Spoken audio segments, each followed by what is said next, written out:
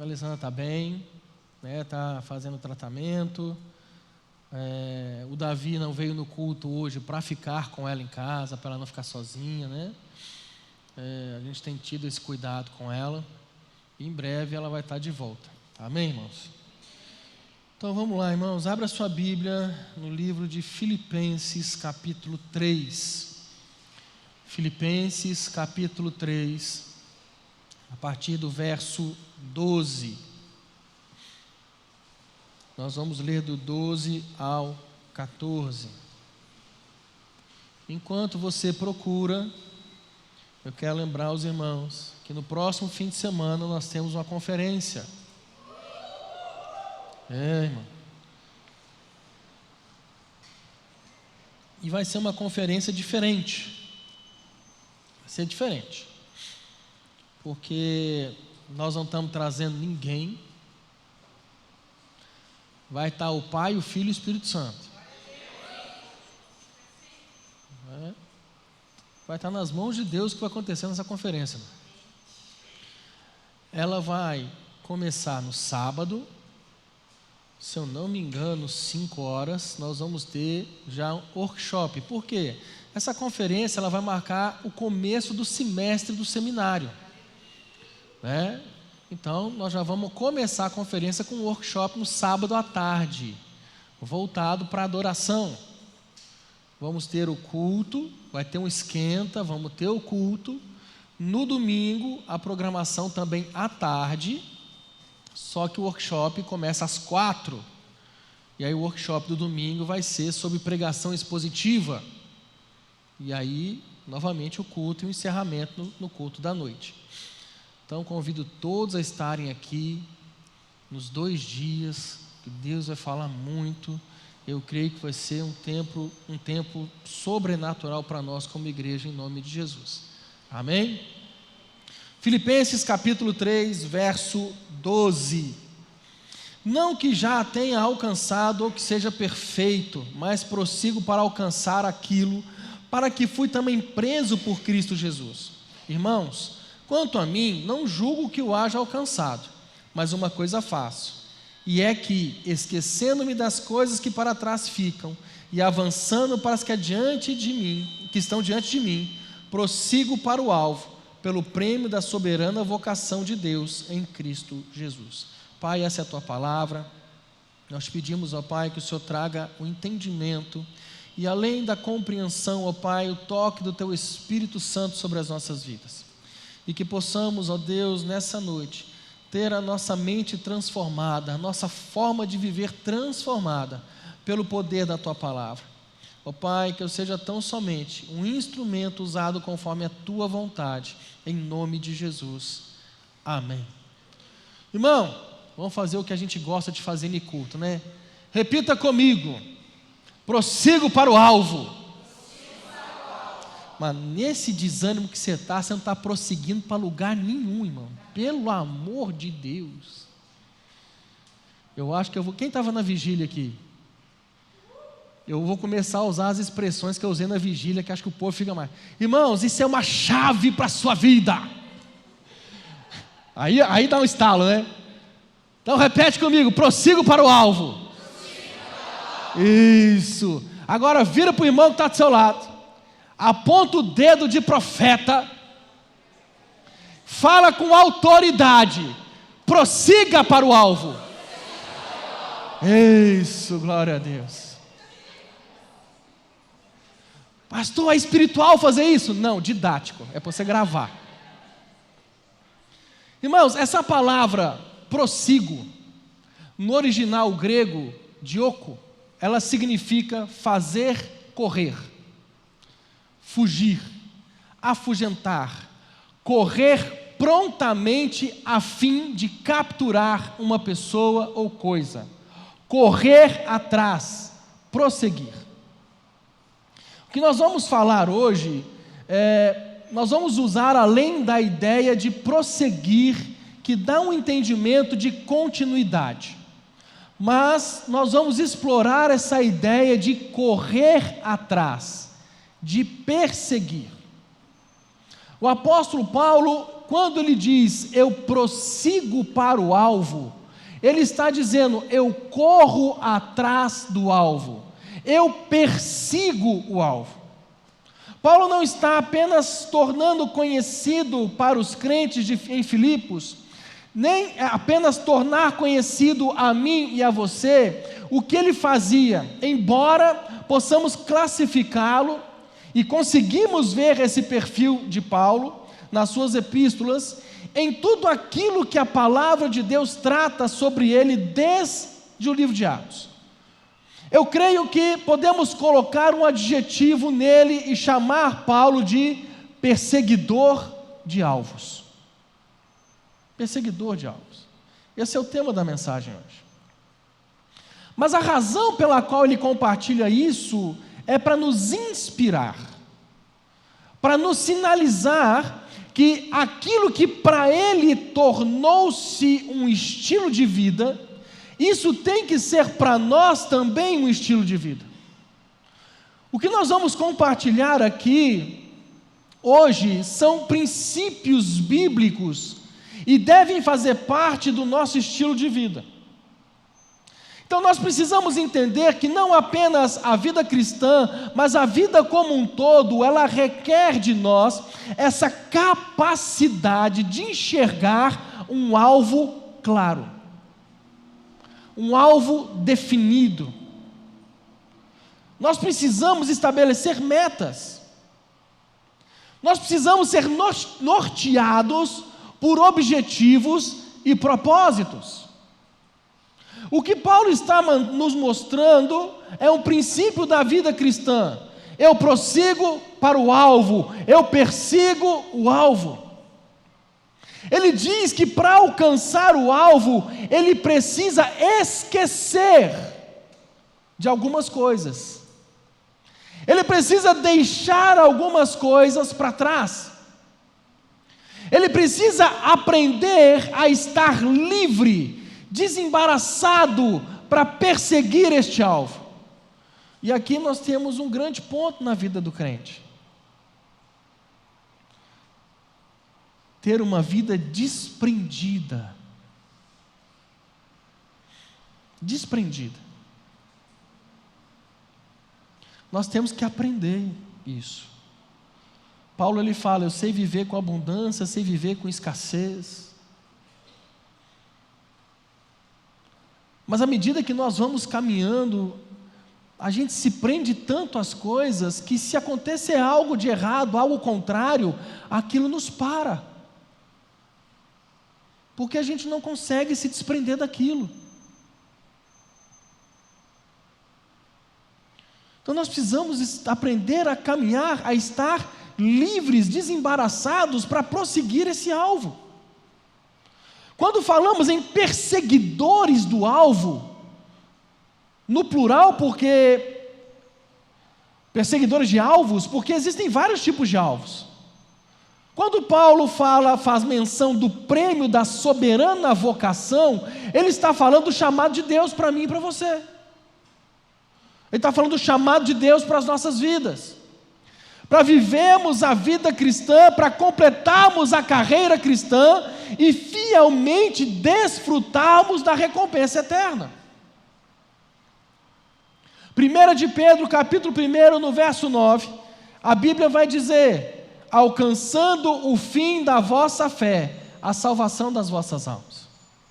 Quando ele fala o fim da vossa fé, não quer dizer que a fé simplesmente acaba, terminou, mas ele está falando que está chegando, avançando para o objetivo final, o propósito final da vossa fé, que é a salvação das vossas almas. A razão principal pela qual eu e você cremos em Deus, na obra do Senhor Jesus, não é apenas para tentar melhorar a nossa qualidade de vida aqui na terra. Nós temos um destino eterno. Uns 3 entenderam ali no meio, do lado de cá. Meu irmão, eu não sei você, mas eu vivo em função de uma frase. de uma frase. No dia ao qual eu vou atravessar os portais da glória, e eu ouvi da boca do Senhor dizendo: servo bom e fiel, entra no gozo do seu Senhor. Paulo está destacando aqui esse alvo bendito, o prêmio da soberana vocação. E ele revela para mim e para você que o primeiro grande alvo da vida de cada um de nós, podemos dizer, o alvo da vida cristã, é o fato de concluirmos a carreira. Irmão, presta atenção nisso. O prêmio da soberana vocação, concluir a carreira, completar a carreira, poder chegar diante de Deus e ouvir dele: servo bom e fiel. Para a gente ouvir isso de Deus, irmão, eu não posso estar preso, acorrentado nas coisas. Eu não posso. Porque senão a minha vida, o objetivo da minha vida se torna as coisas. Então eu não posso almejar nada. Pode, irmão, deve. Aliás, eu aconselho a você: sonhe. Sonhe. Tenha sonhos. Tenha o desejo de crescer. Tenha o desejo de avançar. Mas não esteja preso nisso. O objetivo da minha vida é eu ser rico. Irmão, glória a Deus. Que Deus te torne próspero a esse ponto, amém? Mas que a riqueza não prenda você. Que a riqueza não te afaste de Deus.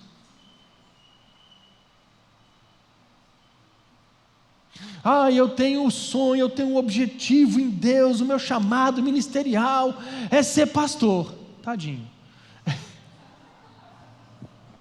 Jesus. Irmão, não tem nada de errado nisso. O errado é esse objetivo fazer você tentar chegar lá, a qualquer custo, passando por cima de todas as pessoas. Significa que você está preso a ele. Normalmente, Deus levanta aqueles que não quer.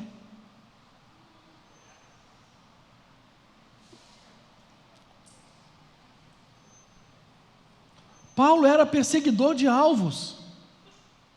Já velho, quando está chegando a hora da sua morte, coisa que ele sabe que está para acontecer, o que ele declara na carta a Timóteo? O que ele fala? Combati o bom combate. Para mim, irmãos, é a frase mais linda que eu já vi na Bíblia. É uma das frases mais lindas. Combati o bom combate, completei a carreira, guardei a fé. O que ele quer dizer com guardar a fé? Ele está dizendo: eu não deixei que a fé se perdesse ao longo do caminho. Eu não comprometi a minha fé ao longo do caminho. Aliás, ele está dizendo: eu encerrei a carreira, eu terminei o caminho, eu percorri o trecho todo até o final. E nós precisamos de fato entender e compreender. Paulo, ele usa uma ilustração em 1 Timóteo 1,19, falando de gente que naufragou na fé. O que ele quer dizer com isso? Ele usa uma alegoria de algo comum para eles naqueles dias. As viagens longas eram feitas não só a pé e no lombo de animais, mas eles usavam muito as embarcações. Então ele usa a figura do naufrágio. Alguém entra em uma embarcação num porto com o objetivo de concluir a viagem atracando em outro porto. O naufrágio não implica só em uma jornada interrompida, mas normalmente isso indicava também que as pessoas se perdiam, que elas pereciam antes de concluir a jornada. Então ele usa essa aplicação para a fé. Porque ele está dizendo que tem pessoas que podem não terminar a carreira. E o maior e grande alvo que deve nortear a minha e a sua vida é não permitir que nunca, em hipótese alguma, a nossa perseguição a esse alvo maior, que é concluir a jornada da fé, nós não podemos interromper, permitir que ele seja interrompido. Nós não podemos. Nós temos que completar a carreira. Hebreus capítulo 12, verso 1. Vou ler do 1 ao 3. Hebreus capítulo 12. Do 1 ao 3. Portanto, nós também, pois que estamos rodeados de uma tão grande nuvem de testemunhas, deixemos todo o embaraço e o pecado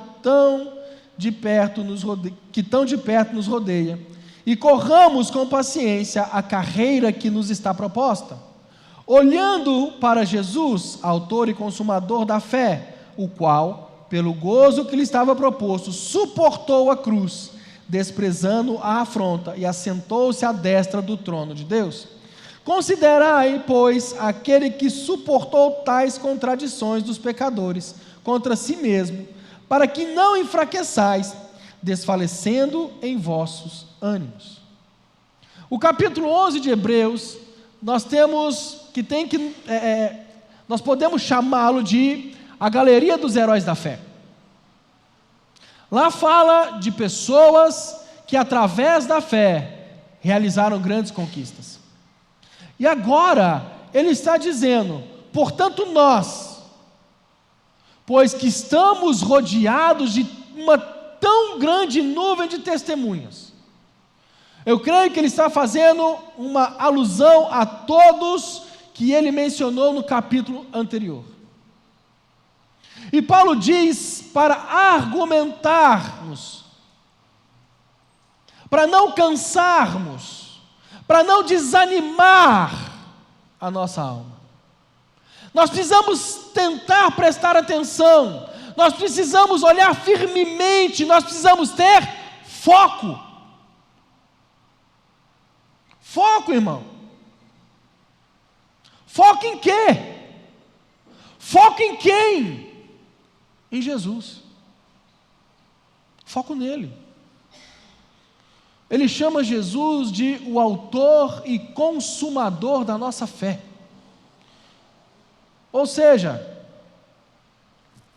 se você deixou Jesus dar início à sua fé, você não pode abortá-la, interrompê-la antes do processo terminar. Jesus começa e ele nos leva até o fim, até a conclusão. Quem está entendendo?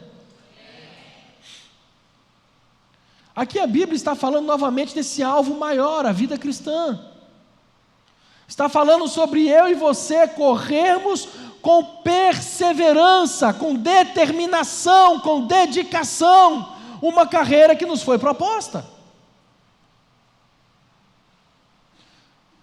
E nós podemos dividir a caminhada cristã, irmãos, em 3 etapas. Em 3 etapas. Eu vou entrar um pouquinho aqui de lambuja numa matéria do seminário.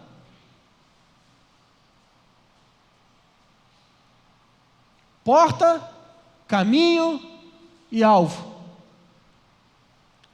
Porta é a experiência inicial. É o encontro com Cristo. O que o próprio Jesus diz dele? Eu sou isso aí que vocês estão falando. Gente, nem está tão calor assim hoje. Se tinha alguém que tinha que estar bufando, era o Roberto, que está tentando manter a piscina cheia. Dani, nós vamos mandar para casa hoje o marido bombado. O que Jesus fala que ele é? Eu sou a porta. É quando eu e você entramos em Deus, no corpo de Cristo, e nessa caminhada cristã, através da rendição ao senhorio de Jesus e da fé, que traz essa apropriação da obra de Cristo que Ele realizou na cruz. A porta, irmão, é a experiência inicial. O alvo é o objetivo final. É o momento em que nós convertemos, entramos pela porta, até o momento onde vamos terminar, alcançando o alvo. Se Jesus é a porta, é o início da caminhada, e alvo é o final, tem um caminho no meio. E muitas das vezes a Bíblia compara o termo caminho com a expressão carreira. Há uma carreira que nos foi proposta e nós temos um alvo, um objetivo. Nós precisamos correr essa carreira com dedicação, nos inspirando no Senhor Jesus, na sua própria dedicação, para que isso também nos motive. O alvo maior, e esse alvo é o mesmo para todo mundo.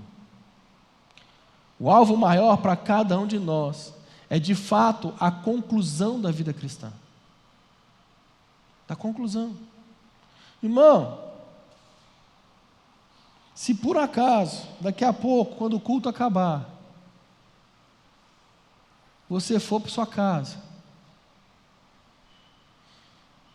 e o Senhor resolver te levar, se eles gritarem lá em cima, 42, é sua senha. Prazer em te conhecer. Como é que você vai ser encontrado?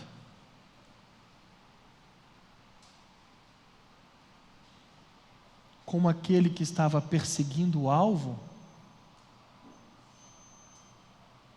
Ou como aquele que sabe que existe uma porta, você passou por ela, sabe que existe um alvo, mas você ficou pelo meio do caminho?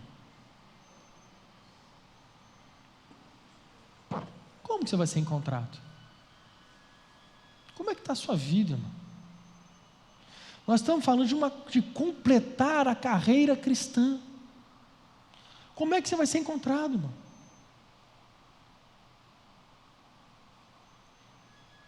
Apesar desse alvo ser o mesmo para todos nós, existem coisas que podem ser alvo na vida de um e não necessariamente na vida de outros.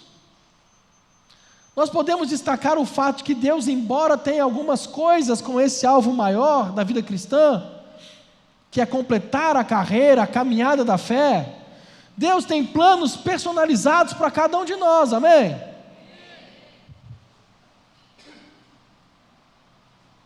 Então nós podemos destacar também, como alvos, as promessas pessoais. Tem coisas que Deus prometeu para mim que não necessariamente é para você.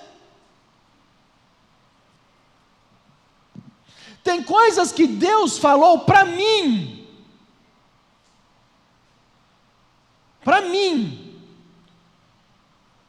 que não serve para o meu filho. Não serve.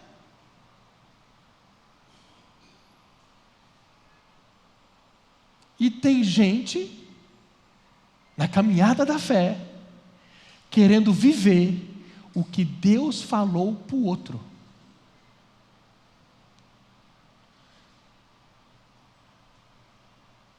O que Deus deu para o outro.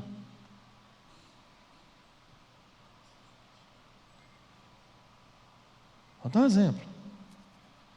O Medina canta muito. Deus deu para ele um dom. É um dom. É dele. Deus deu para ele. Se manifesta no DNA dele. E aí eu olho o Medina cantando e falo, não, eu vou cantar também. Só que Deus não me falou isso. Deus não me deu essa direção. Deus não me deu esse dom. Eu, como cantor, eu sou um bom programador de sistemas. Deus não me deu isso. Só que eu botei na minha cabeça que eu quero isso.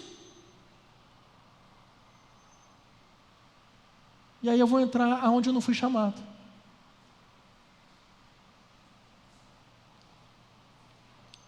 Eu vou tentar viver algo que não é para mim. O que vai acontecer comigo? Eu vou me frustrar. Porque com certeza, se eu começar a cantar, vocês vão fazer uma cara feia para mim. Não vai ser legal, irmão. Vai ser uma experiência muito triste.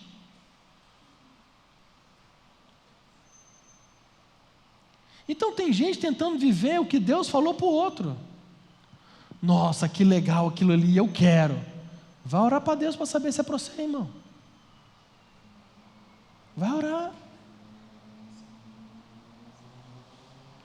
Antes de eu vir para cá, para o sul, eu ganhei de presente da minha mãe um violão. Irmãos, eu tentei. Eu juro que eu tentei. Procurei tentar tocar, procurei tentar fazer que... Tentei de tudo quanto é jeito que vocês imaginarem. Só saía uma nota. Dó. Só. Mais nada. Peguei o violão. Era tipo esse aqui, preto. Botei de lado. Falei, pô, não vou conseguir isso nunca. É louco. Estou velho para isso. De repente, o meu Davi pega o violão e começa a tocar. E aprende. Sem fazer aula.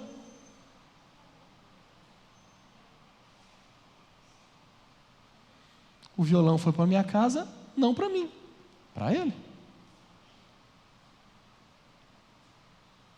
Então, irmão, não tenta viver o que Deus deu para o outro.